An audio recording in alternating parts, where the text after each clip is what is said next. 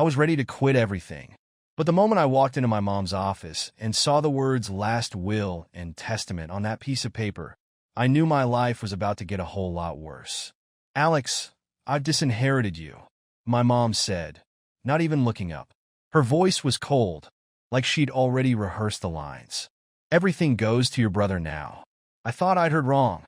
I'd spent 12 years running the business with her, sacrificed everything for it, put my life on hold, worked late nights, dealt with the pressure. And now, suddenly, it was all his? My younger brother, who barely even showed up for family dinners. It didn't make sense. Not even a little. "Mom, what the hell are you talking about?" I stammered. "I'm the one who helped you build this. I'm the one who—" "I know what you did." She cut me off, her voice sharp. "But it's not enough. It never was." I stared at her, trying to process the words. But nothing made sense. The years of blood, sweat, and tears. All for nothing? I looked at the will again, almost waiting for it to disappear, for it to somehow be a sick joke. But it wasn't. "Mom, please. You can't do this," I begged, my voice cracking. But she didn't move. She just pushed the papers toward me, like it was as simple as handing over a receipt. "You'll understand soon," she said, and with that, she turned her back on me. I stood there, feeling like the ground beneath me had just crumbled. I wanted to scream, to break something, but I couldn't. Everything I'd worked for, every sacrifice, felt worthless in that moment. As I walked out, I realized it wasn't just the company I'd lost. It was her too. The woman who'd been my partner, my guide, my family. It felt like a betrayal I couldn't even begin to understand. But I was going to find out.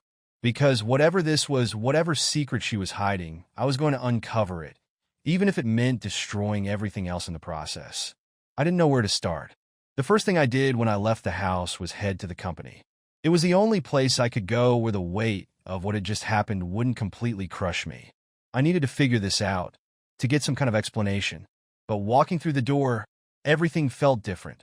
Like I was walking into a place that used to be mine, but wasn't anymore. I went straight to her office, hoping she was just trying to make a statement and would come to her senses. But the office was empty. It didn't make sense. She hadn't just left. She never left the business unattended. I pulled out my phone and tried calling her. Nothing. Her voicemail picked up. I didn't leave a message. I knew if I did, she wouldn't listen. I wasn't sure what kind of game she was playing, but I wasn't going to let it go. "Jake!" I shouted as I walked toward the back of the office, looking for my brother. My heart pounded with frustration. I knew this was his doing. He'd always wanted to be in charge, but I didn't think he'd ever go this far. "Yo!" Jake's voice echoed from the back room. He walked out, wearing a hoodie and looking like he hadn't slept in days. His usual cocky grin was nowhere to be found. I could tell he was hiding something. "What the hell is going on? Did you know about this?" I demanded. Jake didn't meet my eyes. He leaned against the doorframe, his arms crossed. "I don't know, man." He hesitated. That hesitation was everything. I'd never seen Jake hesitate. "Cut the crap, Jake. I know you're in on this. What did you do?" My voice grew louder, and my anger started to take over. He looked over at the desk, shifting uncomfortably. "It's not like that. It's complicated, all right?" "Complicated?" I scoffed. "Are you seriously telling me this is some complicated family thing? She just disinherited me, Jake. I've worked my ass off for this company, and now it's all going to you, just like that?" Jake sighed and rubbed his face, looking like he was trying to think of a way to explain this. "Look, Alex, you don't know the half of it. I didn't ask for this. I didn't even want to get involved in the business, but don't tell me you're the victim here. You didn't have to do anything, and now you're going to take everything from me. You don't even care about any of this." His eyes darted around the room like he was searching for an escape. "I never said I cared, okay? I'm not the one who made the decision. You need to understand that. It's bigger than you think." I felt my stomach twist hearing him say that. It was clear he wasn't being entirely honest with me. There was something more, something I wasn't being told. I was about to press him further when the door creaked open behind us. A man in a suit stepped inside, holding a stack of paperwork in his hands. "Mr. Carter, the man started, but when he saw me, his expression faltered. "Who the hell are you?" I demanded. He hesitated for a second before stepping forward. "I'm Stephen Miller. I'm the family attorney. I was instructed to bring this paperwork to you. I didn't understand what was happening. What paperwork? Stephen handed me a sealed envelope, his face tight. Your mother's request. She wants you to review it immediately. I stared at him, then at Jake. I wasn't sure what was happening, but this felt like another piece of the puzzle, and I wasn't going to ignore it. I tore the envelope open and unfolded the document inside. It was another will, but this one had different terms. This one stated that I would no longer be a part of the family business, not just as an heir, but as an employee. I had no rights, no claim to anything. Everything I had worked for was gone. My stake in the company, my position as co-owner, my access to every asset completely erased. I looked at Jake, who was avoiding my gaze. What the hell is this? Why is she doing this? Stephen glanced nervously between us. I don't know all the details, but your mother's instructions were clear. She believes it's the best course of action for the company moving forward. I wasn't listening to him anymore. I was too focused on the paper in my hands, trying to make sense of it. Why didn't you tell me about this, Jake? I asked, turning toward him. He shifted uncomfortably, but finally met my eyes. Because I didn't know how to. This wasn't my decision, Alex. It's hers. Bullshit, I spat. You're part of it. You're part of all of this, and I want answers. I don't know what you expect from me, Jake muttered. I didn't sign up for this. I didn't even want the business. But Mom said it was for the best, and he trailed off, his voice thick with confusion. I slammed the will on the desk, frustration boiling over. What am I supposed to do now, huh? You took everything from me. She took everything. Do you think I'm just going to walk away like it doesn't matter? I never said it didn't matter, Jake said quietly, his voice barely above a whisper. But you have to understand, Alex, there's more going on here. More than you know. Something else is going on with Mom, and you don't know the full story. I stared at him, not sure whether he was trying to protect me or if he was just too scared to confront the truth. What aren't you telling me? But before Jake could respond, the door opened again, and this time it wasn't just the attorney standing there. It was someone else, someone I never expected to see. David, the family accountant. He stepped into the room with a concerned expression on his face. He had worked with us for years, and unlike Jake, he wasn't someone who usually kept his mouth shut. Alex, you need to know what's going on, David said, his voice low and urgent. I felt a rush of adrenaline hit me. Finally, someone who's not afraid to tell the truth. David looked at Jake, then back at me, before he walked up to the desk. There's something your mother did that I don't think you understand, Alex. Something that goes back a long time, and you've been kept in the dark about it for, well, forever. I stood there, frozen, my heart pounding. The company, David continued, glancing around the room like he was making sure no one was listening, was never meant to be passed down to you. Your mom never wanted that. She made sure you worked hard, thinking it was for your future. But the truth is, she always intended to give it to Jake. I blinked, confused. What the hell are you talking about? David took a deep breath. Your mom had a different plan for you, Alex. And it doesn't involve the business. It never did. I felt a wave of nausea roll over me. This wasn't just about money. It was about everything. Every second of loyalty, every year I had given up, every piece of my life I'd sacrificed. None of it had ever mattered to her. I think, David said quietly, it's time you found out exactly why your mom made that decision. It's not what you think. The moment David said those words, everything in my life started to feel like it was falling apart. My mind was racing. What are you saying? What do you mean the company wasn't meant to be passed down to me? I've been here for 12 years, busting my ass every single day. What's the point of all that if it was never going to be mine? David didn't immediately answer. Instead, he looked at me like he was weighing whether or not to tell me the rest. I could see the hesitance in his eyes. Whatever he was about to say, it wasn't going to be easy for either of us. Alex, he started, his voice cautious, there's something you need to understand about your mom's past, about the choices she made long before you came into the picture. I've been keeping a secret for a long time, and I can't hold it in anymore. I didn't know whether I was ready for whatever it was he was about to reveal, but at this point, I didn't have much of a choice. Every new piece of information seemed to send me spiraling, and there was no way to stop it now. I needed the truth. David took a deep breath, clearly struggling with what to say next. Your mom didn't start this company on her own. She had a partner, a man named Richard Carter. My blood ran cold. Carter? I repeated. That's my last name. What are you talking about? David met my gaze, his eyes full of regret. Your real father was Richard Carter. The company was always his dream. But when he died, your mother made sure to take control of it. And she made sure you didn't know the full story, because she needed you to keep working for it. She couldn't let you know what was really going on, not if she wanted to keep the power. I couldn't believe what I was hearing. I wasn't just losing the company. I was losing everything. My identity, my place in this family, all of it. The pieces of my life that I thought were solid and true were now being pulled apart. Wait, I said, trying to process what he'd said. So she's my mother, but my real father. He owned the company? David nodded. Yes. And your mother knew that she had to make you believe you were working towards something that belonged to you, even though it was never meant to be. She needed you to keep building it, so she could control it. I leaned against the desk, my mind spinning. I didn't know what to do with this information. It felt like everything I'd worked for was a lie. A complete lie. David wasn't done. There's more.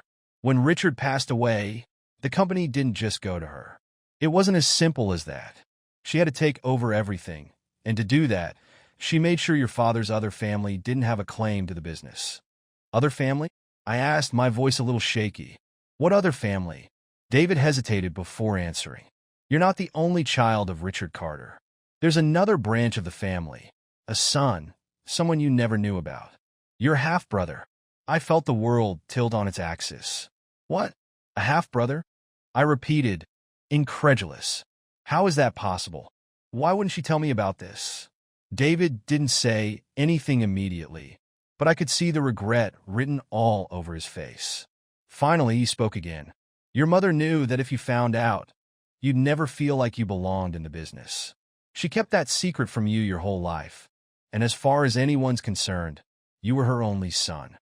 I staggered back from the desk, struggling to process what I'd just heard. A half-brother?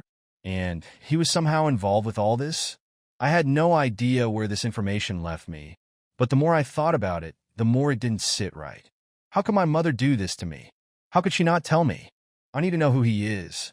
I need to see him. I need answers, I said, my voice firm. I was done with feeling like I was being played. I was done with being kept in the dark. David looked like he was about to say something, but before he could, Jake entered the room. I had almost forgotten he was there, but when I saw him standing in the doorway, I couldn't hold back anymore. You knew about this too, didn't you? I accused. You knew about my half-brother. You knew what Mom was doing all these years, didn't you? Jake flinched, and for the first time, he didn't have a smart comeback. Alex, I didn't know until recently. Mom, she kept everything hidden from me too. But I guess I'm not surprised. She's been so obsessed with keeping everything under her control. I didn't even want to hear it. You could have told me. You could have at least told me about him. Jake lowered his head, his voice barely a whisper. I'm sorry. I didn't want his apology. I didn't want anything from him. I turned back to David. Where is he? I need to meet him.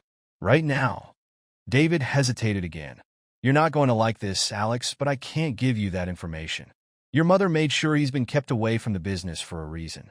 If you dig too deep into this, you could make things worse. For all of us. I ignored the warning in his voice. At this point, I didn't care what I had to lose. Everything I thought was mine had been stripped away. I needed to know who this half-brother was and what role he played in all this. I don't care about the consequences anymore. I need answers. David was quiet for a long moment before he nodded. Fine, but you're on your own with this one, Alex. I'm not getting involved any further. As I walked out of the office, I could feel the weight of what was happening starting to settle in. This wasn't just about the company anymore. It wasn't just about my mother's betrayal. It was about everything I had known being turned upside down. I had no idea what I was walking into with this half-brother, but I knew one thing. I was going to find him, and I was going to get the truth. And I wasn't going to stop until I had it. I didn't know what I expected when I left the office that day, but I definitely wasn't prepared for what came next. I was too angry, too consumed by the need for answers. It was like a fire inside me that wouldn't go out. I didn't even stop to think about the consequences. I was so sure that meeting my half-brother would somehow make everything make sense, that it would explain why my mother had turned her back on me, and why my entire life felt like a lie. I spent the next few days trying to track him down. David had been clear. He couldn't give me any more information. "You're on your own," he'd said, and for the first time in my life, I felt like I really was. No one was going to help me. Not my mother, not my brother, not the people who had been there for years. They had all turned their backs on me in some way or another. But it didn't matter. I was done waiting for someone else to take control. After a couple of days of calling and researching, I found a name, Ryan Carter. A name that seemed so foreign to me, even though it was my own. He was a few years older than me, and from what I could tell, he had lived a completely different life. He wasn't in the business. He didn't work with my mother, and as far as I could tell, he had no interest in it. I finally found an address for him, a small apartment on the outskirts of town. When I knocked on the door, I had no idea what to expect. I knew nothing about him. Hell, I didn't even know if he'd be willing to meet me. But I wasn't turning back now. A man answered the door, someone I assumed was Ryan. But it wasn't like looking in a mirror. He looked different from me, older, rougher around the edges. His clothes were casual, but there was a tension in his posture, like he was always prepared for something. "You, Alex?" he asked, his voice cautious. "Yeah, you, Ryan," I replied, trying to keep the edge of desperation from creeping into my tone. He nodded and stepped back, opening the door just enough for me to walk in. "You're here for the family, huh?" he said, his tone dry. I didn't respond immediately. I wasn't sure how to approach him. He wasn't like I imagined he'd be, not the way I thought my brother would be. He wasn't angry or bitter, but he also wasn't welcoming. It was like he had no attachment to the family at all. "I need to know everything," I said, finally finding my words. "I need to know why you've been kept in the shadows, why my mother never told me about you. I've been lied to my entire life, and I'm done being kept in the dark." Ryan didn't look at me for a long time. He just stood there, his arms crossed, like he was deciding if I was worth his time. Finally, he let out a deep sigh and gestured for me to sit on the couch. "It's not as simple as you think, Alex." I sat down, waiting for him to continue. He took his time, running a hand through his hair, as if he was still figuring out how much he wanted to say. "I don't even know where to start," he finally muttered. "But I guess you should know that your mom wasn't exactly the perfect partner. She wasn't the person you think she is." I blinked, trying to process that. "What do you mean? What are you saying?" Ryan looked up at me, his eyes hard. "She wasn't just some businesswoman. She and my father, they were in a pretty messed up relationship. My dad was a genius with business, but he wasn't a great person. And your mom? She was the one who made sure the company didn't fall apart after his death. But that came with its price." I wasn't sure where he was going with this, but I stayed quiet, waiting. He seemed like he was building up to something big. "My mom," he continued, his voice tinged with bitterness, "she didn't want the business to pass to me because, well, she didn't want to give up the control. She couldn't let go. And she didn't want anyone to know about me, because if you knew, the whole business would fall apart. She knew it, and I guess so did Dad. So she made sure no one knew about me. No one, except her and David." I felt a wave of confusion wash over me. "What? Are you telling me she kept you a secret for all these years just to keep the business?" Ryan nodded, his jaw tight. "Pretty much. You were her pawn, Alex. She needed you to be the face of the company, to keep working without knowing the truth. And I was just the backup plan. I was supposed to inherit the business if something happened to her, but she made sure I'd never get the chance." I sat back, trying to make sense of everything he was saying. It was like pieces of a puzzle that didn't fit together. My entire life had been shaped by lies, and now I was sitting here listening to my half-brother tell me that everything I knew about my family was a fabrication. "But why tell me this now?" I asked. "Why bring this all up now that I'm all ready?" "Because it's too late, Alex," Ryan interrupted, his voice sharp. "Because it's over. The company's already been passed to you, hasn't it? But you're not going to be able to hold on to it for long. Your mom's been planning this for years. She's already made her move. You just don't know it yet." I didn't want to hear it. I couldn't. The idea that she had been playing me all these years was too much. I had spent so long believing that the business was something I was working toward. But now, in a single moment, everything was crumbling. My brother, the one I'd never known, was telling me that I wasn't the heir, that everything I thought I had built was nothing more than a lie.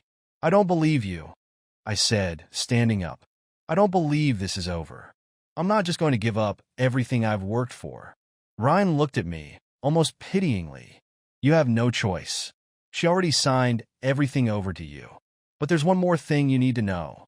I didn't want to hear any more. I was done listening to him. But before I could leave, he grabbed my arm. "You need to understand something, Alex. She's not going to let you win this. She's going to make sure you're out. She'll stop at nothing to protect the business. And she'll destroy anyone who gets in her way, even if it's her own son." The words hit me like a punch in the gut. I hadn't wanted to believe it. But now, with everything unraveling, I knew it was true. I wasn't just fighting for the company anymore. I was fighting for my place in this family. I was fighting to stay standing when everything around me was falling apart. Ryan let go of my arm, his expression hardening. "Good luck, Alex. You're going to need it." And with that, I walked out, knowing that my battle had just begun. I didn't sleep that night. There was too much at stake. Too many pieces of the puzzle had been flipped upside down.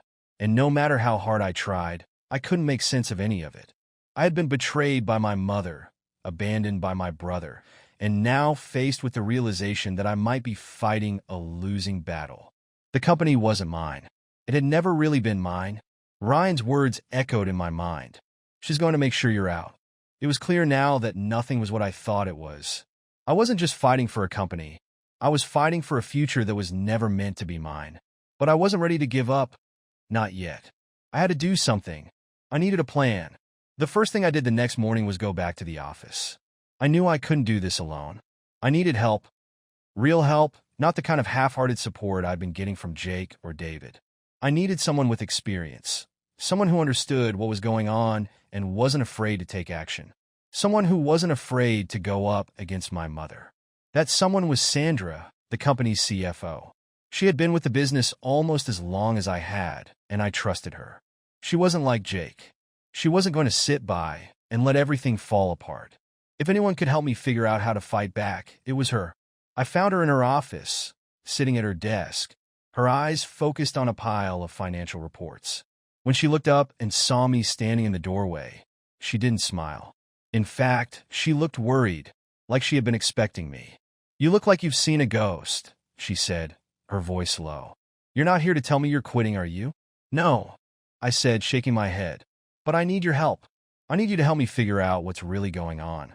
The company, everything, I've been lied to, and I'm not going to let her do this." Sandra didn't say anything at first. She studied me carefully, as though weighing the situation. Finally, she leaned back in her chair and exhaled. "Alex, I've been with this company for a long time. I've seen things happen that I don't think you're even aware of. Your mother has always been strategic, but what she's doing now, it's beyond anything I've ever seen." I sat down across from her, my hands gripping the edge of the desk. "I know. I'm just trying to figure out how to stop her, how to make sure I don't lose everything." Sandra glanced around the office, making sure no one was listening. Then she leaned forward and lowered her voice. "It's not just about the company, Alex. It's about something much bigger. Your mother has made a deal with someone, a powerful group of investors who've been backing her for years. She's been working with them in secret to secure her position, and they've been the ones pulling the strings from behind the scenes." "You still here?" Shocked. "Investors? How does that tie into the company? I thought we were doing well financially." "We are. But your mother's been taking on more and more debt to expand the business, making risky deals that most people don't know about. She's been using the company's success to leverage bigger moves. These investors, they're not just in it for the profit. They want control, and your mother's been giving it to them." Sandra paused for a moment, then added, "That's why she had to get rid of you. You're a threat to their control. You're a reminder of the legacy your father built, and they don't want that." I felt the air leave my lungs. So everything I've been working for, all of it, was just a way for her to keep the company under her thumb, to keep them happy. Sandra nodded. "Exactly. She kept you close because she needed someone to run the day-to-day operations while she made her deals behind the scenes. She never intended for you to take over. That was always part of the plan." I ran my hand through my hair, feeling a sickening sense of betrayal wash over me. "But why didn't you tell me?" Why didn't anyone say anything? Sandra looked down, her face full of regret. I didn't know how. I've been loyal to her, just like you. But when I saw what was happening, when I realized what she was really doing, it was too late to back out. She had already secured everything. And now, it's just a matter of time before she fully takes control. I stood up, pacing the room. So, what now? How do I stop her? How do I get the company back? What can we even do? Sandra didn't immediately answer. She just looked at me, her eyes thoughtful. There's one thing you could do, she said quietly. There's a board meeting coming up. If you can prove that she's been hiding things, manipulating the business for her own benefit, you might be able to make your case to the rest of the board. You might be able to convince them to take action. I froze. A board meeting. You think I can actually get them to listen to me? After everything that's happened? Sandra nodded. You're her son, Alex. The board won't just throw you out without considering your side. But you'll need proof. You'll need to show them everything she's been doing. All the deals, all the shady contracts, everything. I felt a surge of hope. It wasn't much, but it was something. Okay, I'll do it. I'll find the evidence. Sandra hesitated, clearly unsure about the consequences. You have to be careful. Your mother won't go down without a fight. She's already prepared for this. She's always 10 steps ahead. I looked at her, determination hardening inside me. I don't care. I'm not letting her take everything from me. This company, this business, it's mine just as much as it is hers. I'm going to make sure she doesn't get away with this. The next few days were a blur of meetings, research, and digging into every corner of the company's financials. I didn't sleep. I didn't eat. I just worked, piecing together the truth, finding the cracks in my mother's carefully constructed empire. Every document, every transaction, every deal she'd made, it all started to come together. And the more I uncovered, the more I realized just how deep the corruption ran. The day of the board meeting arrived, and I was ready. I had everything I needed, the evidence, the arguments, the proof that my mother had manipulated the system, used her position to secure deals that weren't in the best interest of the company. I wasn't just fighting for the company anymore. I was fighting for the truth. When the meeting began, I felt a cold sweat run down my back. But I didn't back down. I stood before the board, laid out the evidence, and told them everything. It wasn't easy. Some of them were skeptical. Some of them tried to defend her. But I didn't stop. I kept pushing, showing them how my mother had been playing the system and how it had to stop. By the end of the meeting, the tension in the room was palpable. I could see the change in the board members' faces. They were listening. And when it was all over, they voted to suspend my mother from her position as CEO. It wasn't a complete victory. She still had influence, but for the first time, I could see a path forward. I had taken the first step toward reclaiming what was mine. The next few weeks were a whirlwind. My mother tried to fight back. She tried to regain control through legal means, but it was too late. The board had spoken, and her secrets were out. The investors she had been working with started to pull back, and the company's financials, once so tightly controlled, were now in disarray. But there was still something inside me that felt incomplete. I had won, but it felt like a hollow victory. My relationship with my mother was shattered, and even though the company was now in my hands, it didn't feel like I had truly won. I wasn't sure what I'd lost in the process, whether it was the company, my family, or a part of myself. But I had taken back control, and that at least was something. As I sat in my office that evening, staring out the window at the city lights, I realized that sometimes victory doesn't come without sacrifice.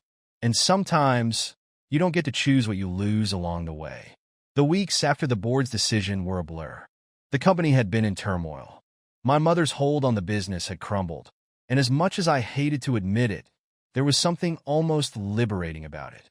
For the first time in my life, I felt like I was truly in control, like I could finally steer the company in the direction I had always believed it should go. But the price of that control had been steep. My relationship with my mother was broken beyond repair. She fought every legal battle she could to regain control, but the damage was done. The board, now fully aware of her manipulations, sided with me every time. It felt strange, knowing that she was still trying to fight me. I couldn't even look at her without feeling the weight of everything that had happened. But there was no turning back now.